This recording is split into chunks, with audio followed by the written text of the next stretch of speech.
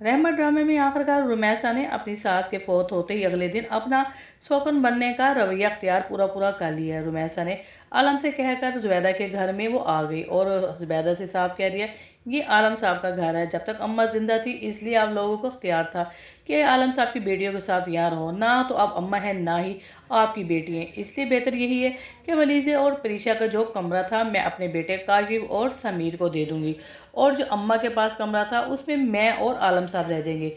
जुबैदा जब ये सुनेगी तो उसे बहुत ज़्यादा हैरत होगी।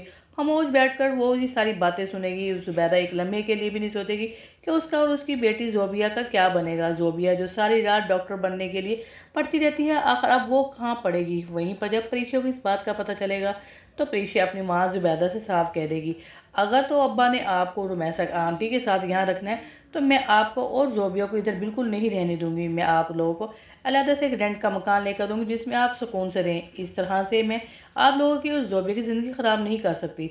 वहीं पर जुबैदा खामोश हो जाएगी। मगर दूसरी तरफ अलीज़ा की खिदमत और अपने पाँव पर खड़ा करने के लिए जुहेब दिन रात मेहनत करेगा।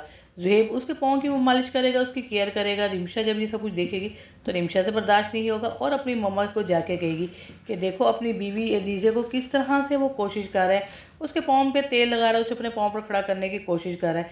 इस तरह का भी कभी कहीं शोर आपने कहीं देखा? हमारे शोर ने तो कभी ऐसा हमारे साथ सलूक किया नहीं। मगर रिमशा की माँ उसे समझाने की कोशिश करेगी और यही कहेगी कि तुम खामोश हो जाओ, तुम्हें पता है ना कि ये जुहेब की पसंद है, उसे जो चाहे अपनी बीवी के साथ करने दो, तुम ना किसी मामले में ना बोलो।